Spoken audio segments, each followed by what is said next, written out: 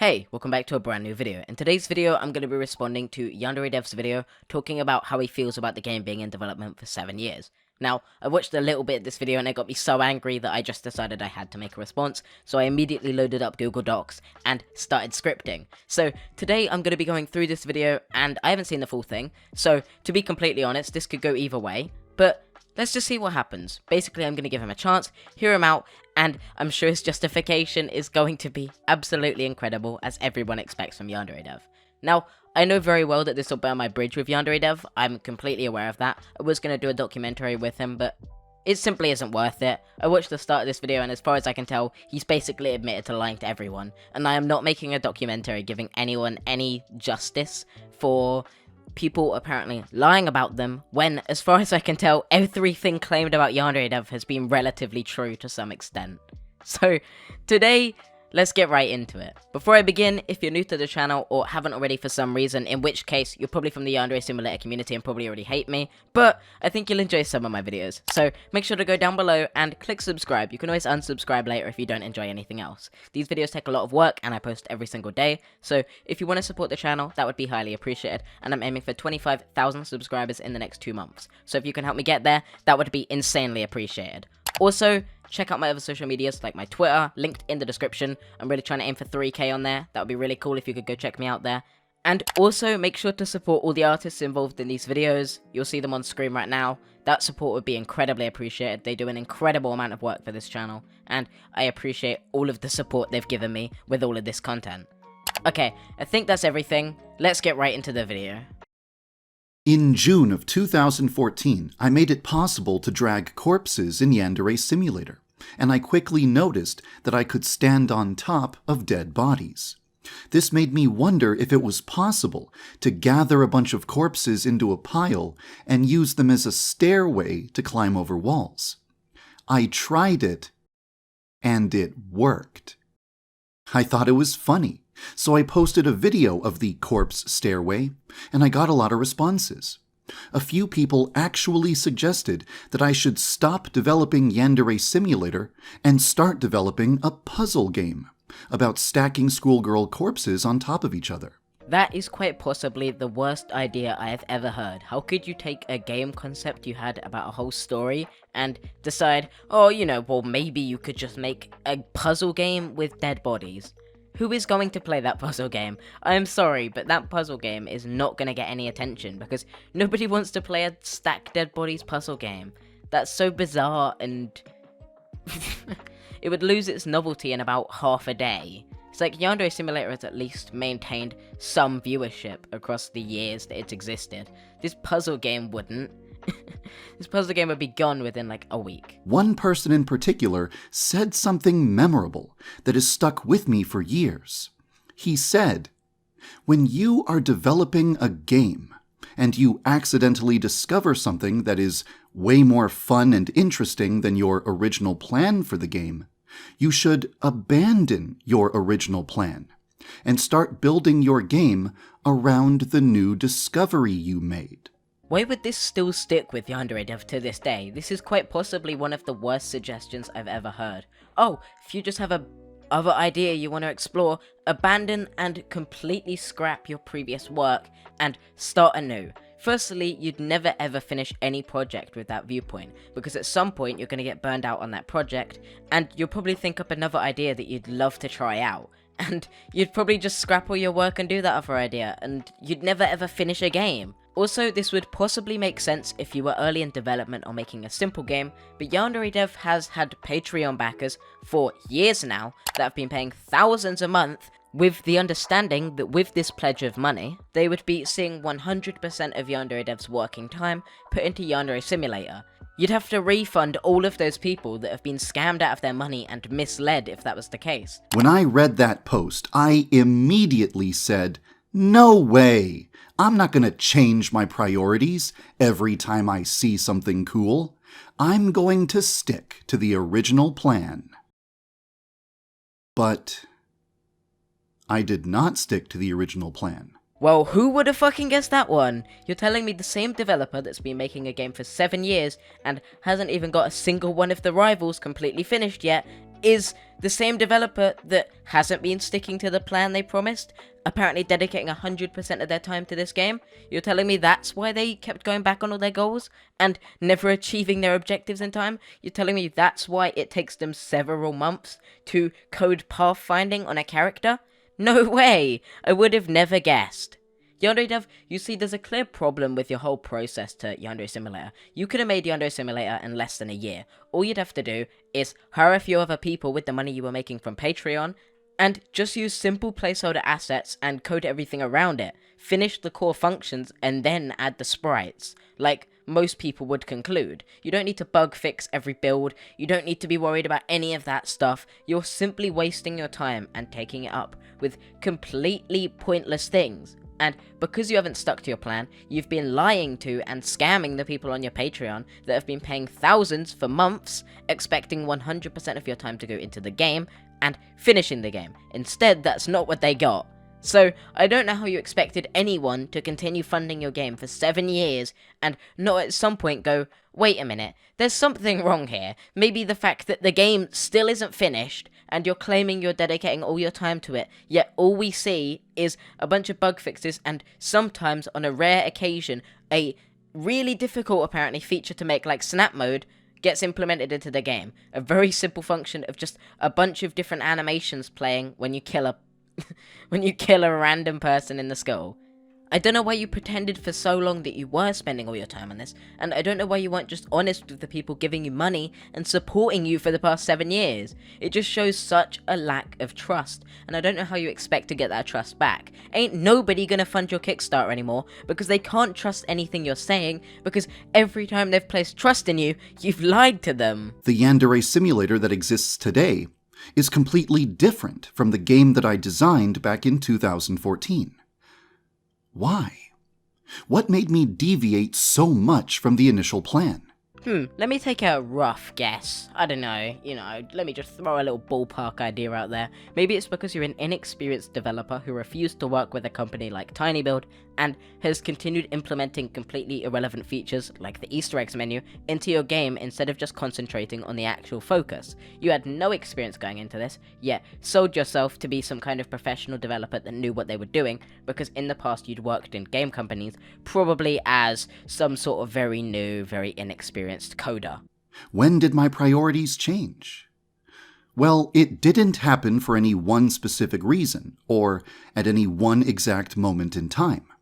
Rather, the transformation of Yandere Simulator was a process that happened gradually over a long period, for many different reasons. Actually, I can think of one main reason that your game has changed so much from what it was intended to be. Probably because from the start you didn't have a clear plan of what you wanted. All you had was Yandere Girl in high school, which is the description of a sandbox game. You didn't write any plot points, you didn't write any of that, which meant that when you came around to developing your game and didn't think ahead, you just slammed features in that you thought would work. And obviously they didn't work, like, oh, you can trade panty shots to get told exactly how to end the game. Wow, what an ingenuitive and very incredibly interesting way of finishing a game.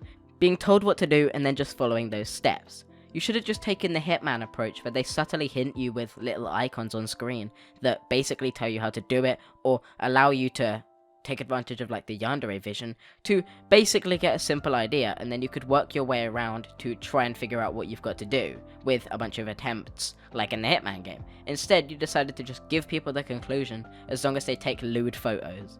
Why would you think that that's a good game mechanic?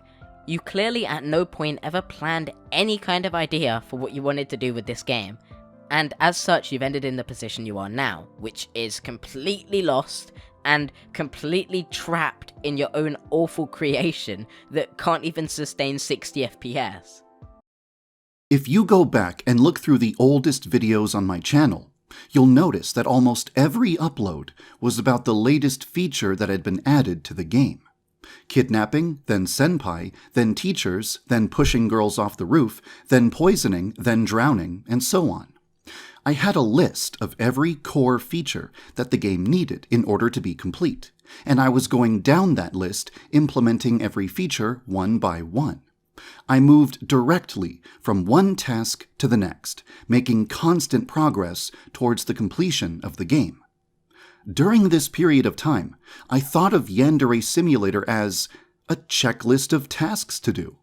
I thought of the project as something that would be finished as soon as every task on the list was complete. Well, yeah, that's kind of what a game is. When you implement all the core features, the game is finished. And even then, you didn't need to implement every one of the core features initially. You could have added some of them at a later date after selling the game. You didn't have to just do everything just like that. And you could have added Easter eggs after you finished the game. It makes no sense that you'd argue, well, I used to think like this. Surely this is the mindset you should have held the whole time. You had a checklist of things you needed to do. If you'd have done them all, the game would have been done. There's no other way of looking at that. That is the right viewpoint. However, I eventually stopped seeing Yandere Simulator that way. Over time, I started to see the game as something else. There were a lot of different factors that changed my perception of the game, but out of all of them, the one factor that had the greatest degree of influence It's the lack of experience, right? That's what he's gonna say, his lack of experience. was the game's sudden rise to popularity on YouTube, starting in 2015. No way is he blaming the people who gave him attention for giving him attention. He does realize, right, that he'd be nowhere with his game right now if people didn't give his game attention in the first place. Also, no, that's not the issue that caused you to fail in developing this game. That's not even related at all. The sudden rise in growth wouldn't have affected everything if you just developed the game as planned. If anything, people would have been way more happy because people didn't have any expectations set back then.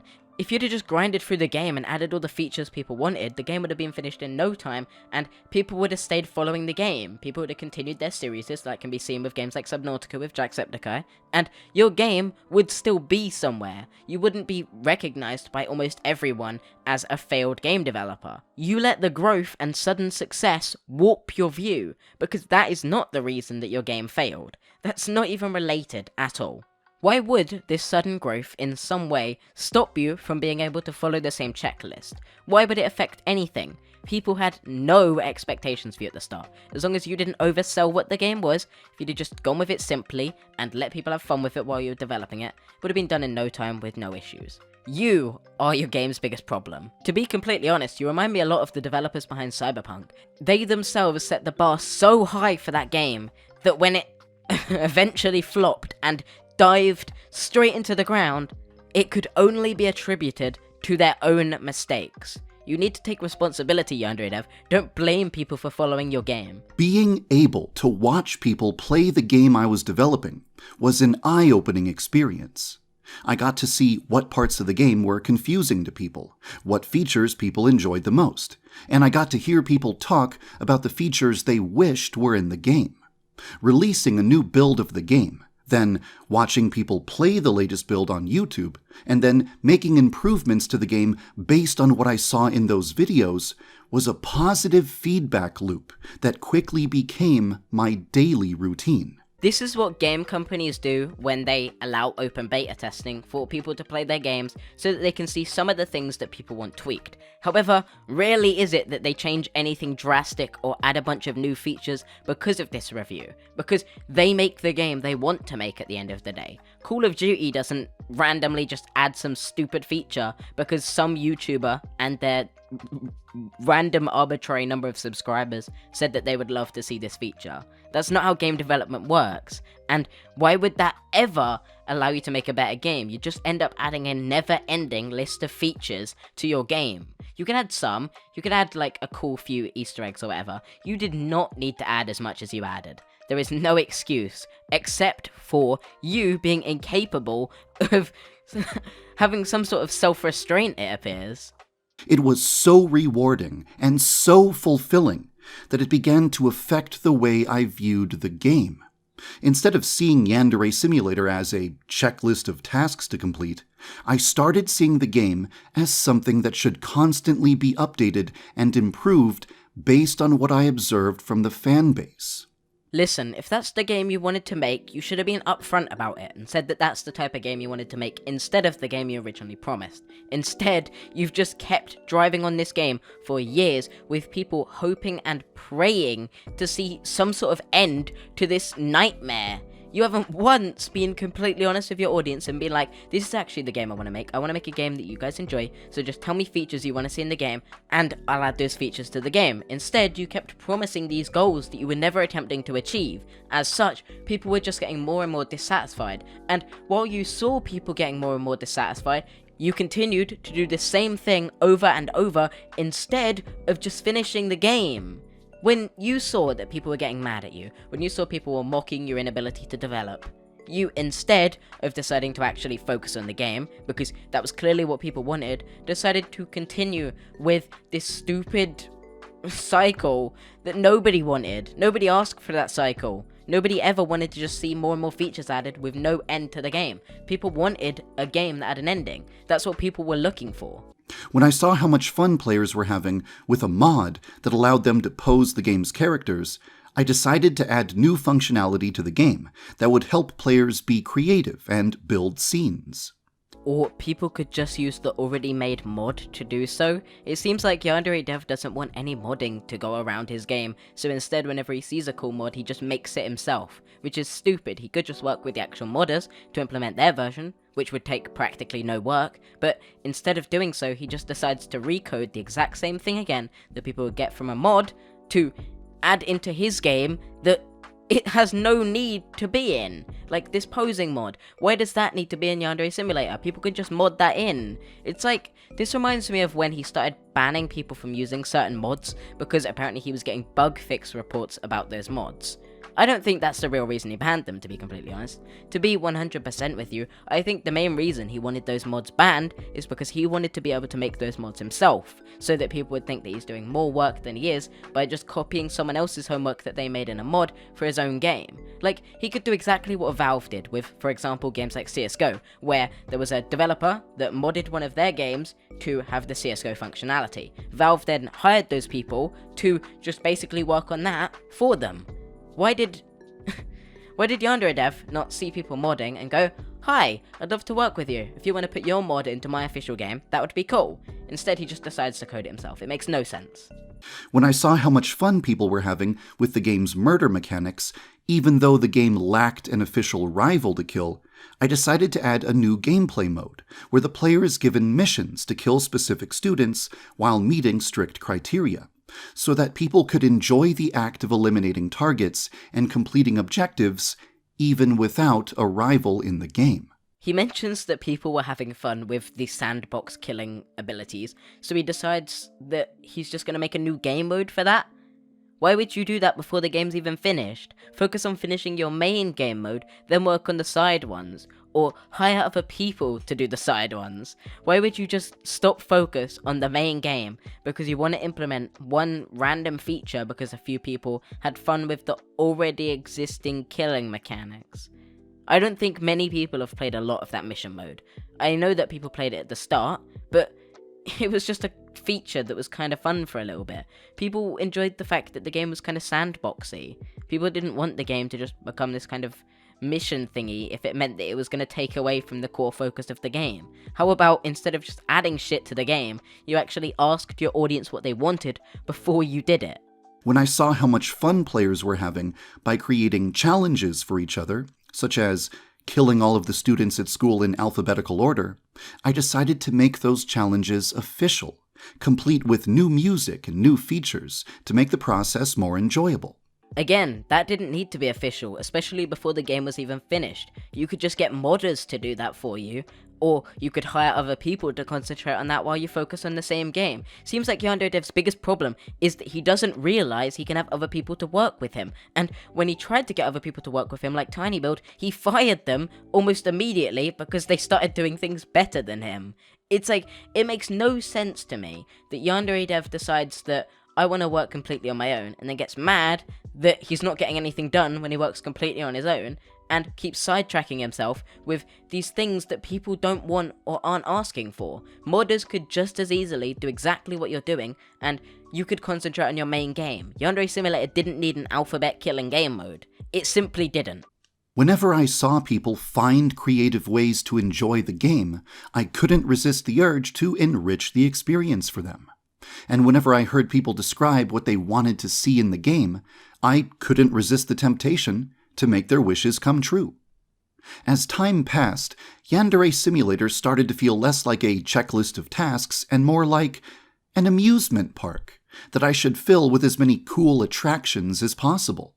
Giving people new ways to have fun and get more enjoyment out of the game was very rewarding, and it always felt like a meaningful way to spend my time. Who asked for this? When has anybody ever said this is what they wanted from Yandere Simulator? When has any of the viewers ever went, yes, this is the game we wanted? Nobody has ever asked for any of these features he's adding. He just keeps sticking in things because he thinks people will want them and continues prolonging the development of a game when he could just add all of this stuff after he's finished the game. It wouldn't take him that long to get all the core functions done and finish the game, and then afterwards, once the game's done, he could add so much stuff. He could add extra DLCs with extra cool features like these minigames. He could even make more money off of them. He didn't need to prolong his game development by sticking all these stupid things in. Nobody asked for this. Nobody wanted this. Never once did anybody say, yes, YandereDev, instead of you making the actual game, make a theme park of abilities and games.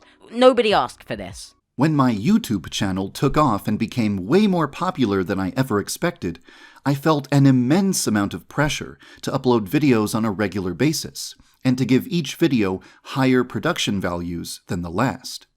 When people volunteered to create artwork and record footage for my YouTube channel, I jumped at the chance to work with them and produce cool promotional videos and lore videos. When people volunteered to make assets for Yandere Simulator, sometimes I just didn't have any high-priority requests for them. But I didn't want to lose the opportunity to work with such immensely talented people, so I asked them for artwork and models that I could use to create minigames. And whenever I began to feel burned out from working on one project for so long, I created Easter eggs based on my most favorite anime and games, so that I could work on something that felt fresh while still technically contributing to the project. All of these decisions could be considered mistakes. Times when I talked myself into doing things that I didn't actually need to do. But at the same time, it's worth acknowledging that these decisions led to the creation of content that millions of people have enjoyed. Yes, people enjoyed this extra content. You're fully right, but that's not the issue here. The issue here is that people enjoying that content didn't know that while enjoying that content, they were directly losing the other content that they signed up for. People signed up for a fun, interesting game, and instead, they got a bunch of other content, which was cool, but they didn't know that they were sacrificing the game as a side effect. You should have been upfront with that when you were working on other projects, you weren't working on the game, but instead, you kept saying that you were continuing to work on the game. You lied to your audience, and that's why everyone's so let down. However, there is something else that I do see as a mistake. Yandere Simulator's transformation happened so gradually, over such a long period of time, that I didn't actually notice it was happening. In my mind, I was sticking to the original plan, while occasionally taking small breaks to make fun additions to the game. But in reality, I was slowly transforming Yandere Simulator into a completely different type of game than what I initially designed. Because I failed to recognize this, I gave my audience the wrong impression about the game and its development. And that's where you should leave it. That's where I'm gonna leave it. You misled your audience, and from now on, you should be completely transparent with them. You should hire other people to do side work so that you can concentrate on focusing on the main game, or you should hire other people to go through your main to-do list to get those main features implemented while you do the fun features. You shouldn't continue to just mislead your audience. That shouldn't be a thing anymore. People aren't going to trust you enough to pay to your Kickstarter. People aren't going to trust you enough for any of that. You need to invest your money into showing that you aren't going to lie to people anymore, that you're making the game they paid for, that you're delivering on the promises you made to your audience. People can enjoy Cyberpunk for what it is, but people will enjoy it a lot less if they've believed it to be something else, and you've garnered an audience looking for something else than what they've actually been given. It's the same concept as if you were following a commentary channel for years for them to just one one day become completely a gaming channel, not on a second channel, on their main channel. People just lose the content they came for, and as such, they stop following. That's what happened with Yandere Simulator 2.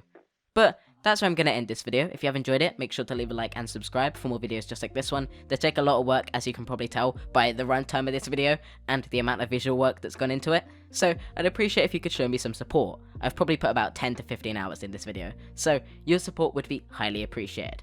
Anyway, that's it for this video. Hope you have enjoyed it. Make sure to leave a like, subscribe, check out my other social media in the description, and I'll see you next time. Peace. Says she wanna rock with it like me. I'm a stylish guy. Spend a little guap with it like me. We can catch a fly. Says she wanna rock with it like me.